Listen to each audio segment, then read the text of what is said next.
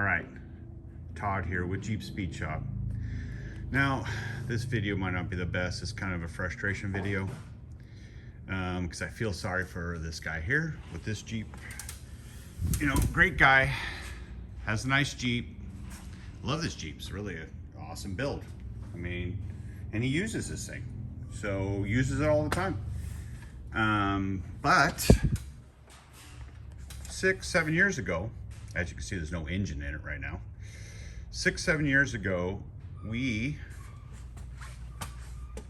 LS3, pulled the cam out and put lifters in it because the lifters went bad at 40,000 miles. So we're like, okay, no big deal. We want to do it right. You know, we bought all the stuff from Chevrolet because we want to do it right. We want to do Chevy lifter, Chevy cam, Chevy everything, because you know, you don't want to buy cheap stuff and junk or whatever and do this again. So that's what we did. So the problem is with this Jeep that I've been working on it now for, I don't know how long, for quite a while. And it's frustrating Jeep, really, because the guy that owns it, he's probably had it tuned, you know, for 2 years. He tunes it all the time because it don't run right, or the tranny don't shift right. They're always tuning it. They're always throwing another tune. Gotta try this, try that. He tunes the death out of it. And you're like, oh my God, there's always a new tune. Every time I talk to him, yeah, hey, they gave me another tune to fix this problem or that problem. You're like, oh my God, dude, it's like crazy. You know, or the wiring is screwed up because we've had to fix the wiring in this thing. You know, when you have an LS and a JK, right? You have your E38 computer, but hey, guess what? You get this thing. You get, you know, open this stupid thing up. So you get another fuse box for your Chevy. Now, there's your Jeep fuse box. There's your Chevy fuse box. That's not confusing, right? So, you know, do you have a Chevy problem? You got a Jeep problem, you know? So there wasn't enough relays, or the relays that were here didn't hold the load. So we had to add a relay because he kept popping relays and this funky little fuse box kept melting and kept having issues, you know? So we fixed that over the years, and he's had air conditioning issues because, I mean, so this is what you do, right? You take the 1, 2, 3, 4 YZF Freon, whatever, and then you make a line. You do the same thing here.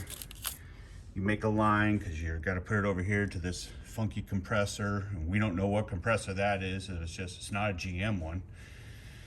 It's just some compressor that, you know, whoever decided to use in this thing, because we've had issues with that. And then these motor mounts, these things are a real joy to pull the motor out because it's trapped. And then this motor mount comes close to hitting the differential because look how low it is. It's like, oh my God, dude, are you kidding me? So this mount's always been a problem, but you just had to, you know, restrict the travel because, you know, the engine hits the mount. You know, just all these things. And the GM part, I mean, it's constantly work. Constantly doing this or that. And then, you know, it's just like the wiring harness. I mean, look at this crap, you know, but this is what you get. And it's like, you know, I'm frustrated for this guy because he's a great guy. You know, he just wants to go four-wheeling. He's a carpenter. He ain't a mechanic. He doesn't want to work on his stuff. He just wants to drive it. But, you know, here we are all the time fixing this stuff. I mean, this wiring is like garbage. You know, it's like, I don't know. But we're not here to fix that this time. We're going to do our best to patch it up and kind of make it better. You know, I mean, even the wiring to the back is like all melted. You know, so, but that's not really why this video is. That was just my frustration because I feel sorry for this guy because we're constantly fixing this thing because he enjoys his Jeep. You know, he loves this thing, and I don't blame him. It's an awesome Jeep, but it's just frustrating because the reason why it's here because his batteries went dead. Like all GM Jeeps, the battery don't last but 7 days, 10 days, or whatever, because the computer won't shut off. So that's what we've been finding. And this isn't my This isn't my kit. This isn't me. Somebody else put this together, this whole conversion, but he can't get anybody to help him. And we're up in the Bay Area. Nobody wants to do these up here. So we're helping him with it. His problem was his batteries went dead. So he's got a lot of battery cables and a lot of battery stuff, and he didn't mark them. Changed out his batteries, and he couldn't get it running because he wasn't getting power to that fuse box. But the wire's black. You know, it's like, he didn't know. He thought it was ground. He didn't mark it, I guess, or whatever. And I mean, there's so many wiring, so much wiring and stuff that goes to everything, you know, but you know, the wiring to that fuse box, it was just black. And he didn't know, he stuck it to ground. Took us a while to figure out, oh, okay, well, we're not getting power to the fuse box. So then we had to trace it and found the wire. And then we got it running for him. And then down to this thing, get it running. And guess what? Got a lifter bad again. And I don't think it's been 20, 30,000 miles and the lifter went bad again. So then you're gonna go, okay, now we need to fix this again. So this is round 2 for us. Pull the motor out, gotta pull the heads, you gotta pull the lifters, gotta pull the cam, and you know, you gotta go through all that, and it's a real bugger. But this thing don't even have 100,000 miles on it, and this is the second time. So in here, we're a Jeep shop, right? I have done here in the shop, helped out 4 other people with LS's with cams gone bad. Lifters go bad in these LS's, it seems like, all the time, because the Chevy dealer goes, man, we're doing 1 a week. I'm like, holy moly. You know, it's just, this guy went this way with this engine because he wanted a good, reliable motor. Everybody says LS's are great. You know, they're good. They never have problems. They're light aluminum. They're awesome. I get it. I'm a Chevy guy. I think you're right. But, you know, it's frustrating when you're working on your stuff all the time. You know, you just want to go use it, enjoy it, and keep up on your maintenance and do your stuff. Not take the motor out every 30,000 miles, put cams in. So I'm frustrated for this guy. I really feel bad that, and I don't want to do this. It's not something I want to do. It's not something he wants me to do, but we got to do it because we can't throw away a $100 and whatever $1,000 Jeep, you know? I mean, this thing's beautiful. It's an awesome Jeep, and the guy owns it's an awesome guy, you know, but then you feel sorry for him. So here we are, you know, and then look at that awesome AC bracket, whatever that is, right? It's like, oh my God, you know, but that was a problem another time ago. But this is, you know, a lot of guys say, oh, you can do this, you could do that in your LS's, you could put whatever here, whatever there, you know, you got all the options. You don't really, you know, you really don't. You know, and this stuff is just, this ain't factory, and it's never square, so we had problems keeping the belt lined up, not throwing the belt, and so, but, you know, and I understand it, because, yeah, I'm gonna walk over to this.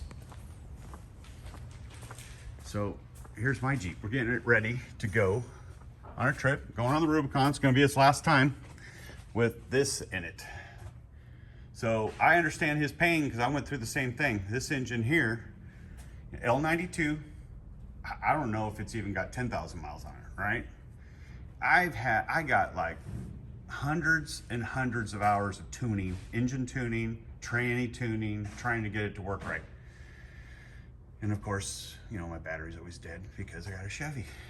It seems like, you know, you can't shut the computers off, you know, and this one's got, you know, working cruise control and tab shift and all the stuff, because I did this in 09 before there was a Motec or RPM Extreme or whatever those guys are. You know, I did this before them because I'm a Chevy guy. I wanted a Chevy motor, you know. I thought it'd be great. Thought this would be the right decision. It'd be smart. This has been the worst decision I've ever made. This engine's just been horrible because it constantly needs stuff. I constantly got to work on it. It's constantly asking for my attention. And I love this Jeep. I do. I just don't drive it that much because, you know, I don't really love this part. You know, I just don't know what to say. It's just, Everybody's, oh, Chevys are so great. Yeah, they are. I'm gonna pull this motor out and stick it in my 68 Camaro. Then it'll be great, you know? But this is a Chrysler, and you gotta run a bunch of things, doodads and thingamajigs to make it communicate with a JK. You don't just put this motor in and starts up and works. Because, you know, the ignition, let's see if I gotta go up to this one here, because I'm doing some cruise control work. Oh yeah, there we go. So there's a starter switch. You know, there's little wires. Those are CAN bus wires to your ignition. You know, you're not starting your Jeep with those little wires. They got to go through modules. So then you got to communicate and tell the Jeep, oh yeah, it's still got a 6-cylinder in it, so it'll start. So, and this Jeep, I love this Jeep. It's got 81,000 miles, had 40 when I started. You know, this thing here, I'm not tinkering with it. I just hop in it, drive it. We go everywhere with this thing. I take it everywhere. And I'm not working on it all the time. I mean, you know, it just goes. You just hop in, it's like a normal vehicle. We're not tinkering with it. And this thing goes everywhere. Takes that trailer with us. And this whole setup is like 10,000 pounds. It's like 6,000 pound Jeep, 3,000 pound trailer, and water, fuel, gear. It's like another 1,000-ish. And this Jeep's been great. You know, I mean, I love the red one, but this one here has been my favorite Jeep. So it's just kind of, you know, I feel bad about the rant, but it's like, you just get frustrated, you know, and I feel that that's what happens on these Jeep builds. You know what I mean? I mean, you know, here's another one. It's got a 3.6 liter. We had to pull the cylinder heads off because the head's cracked, you know, and it's been common. This is our 6th one where we had to do cylinder heads that cracked because of overheating. So here we are with this one. I mean, this is a great Jeep. This is my Jeep I call Cinnamon. I love this Jeep. It's a great Jeep. We just put some axles in it. You know, I mean, this is how it goes, right? You just start the build, and well, we're doing cylinder heads because he doesn't want to give up. You know, I don't blame him. You know, I mean, these things, you know, nobody wants to go and put, you know, an LS in or a Hemi in sometimes because it's a lot of work, and then it just makes it harder, you know. But one thing about Cinnamon is it's getting an 8-speed. So that seems to be, you know, a big part of it. You put an 8-speed in and you keep the stock motor, get the motor running good, and this thing gives you enough power. So it helps with all the gears. So yeah, Cinnamon's getting an 8-speed, some Dana 60s, you know, and then it's a good Jeep. I mean, he's already driven at 100,000 miles. And then the cylinder head's cracked. So it's been a normal thing. We have not done any Hemi work. Everybody always says, oh, Hemis overheat. Hemis have valve seats. I've done hundreds of Hemis. And the engines we always have apart, that one so far. So I'm gonna walk out to Jeep number next. This is another good Jeep. This one's from Colorado. Had a 6.4, couldn't pass smog. So we did a 5.7 truck Hemi. So all brand new, 5.7 truck Hemi, put PSE in it. We also did the 8-speed. Jeep's an 11. It's got an Atlas. It's a great Jeep. It's turning out really nice. Cruise control's working. It's a 2011. So we're getting that all working now. So these are simple. You know, this guy's not gonna have to work on, just do maintenance. Everybody says, oh, they're so hard to work on. What's hard? Spark plugs are right there. They don't leak oil. The belt's easy to get to. There's a lot of room. It's all stock accessory drive. So stock belt, no adapter brackets, no, you know, mumbo jumbo. It's all bolts right up, you know, it's stock. Makes it simple. You know, even though we're running the Camaro fan, and we're getting that worked out. It's getting better and better. I mean, this fan really helps any overheating issues. The overheating problem's gone. You know, our aluminum radiator has been working out well. Air cleaner, coolant bottle. I mean, it just all lays out nice, and there's not like a bunch of stuff. I mean, all the wiring you see, that's his lights, and that's just the Jeep stuff. You know, there is no extra wiring when doing a Hemi. It all plugs in the same as it did when it had a 6-cylinder. Makes it nice. You know, one computer, everything all plugs in.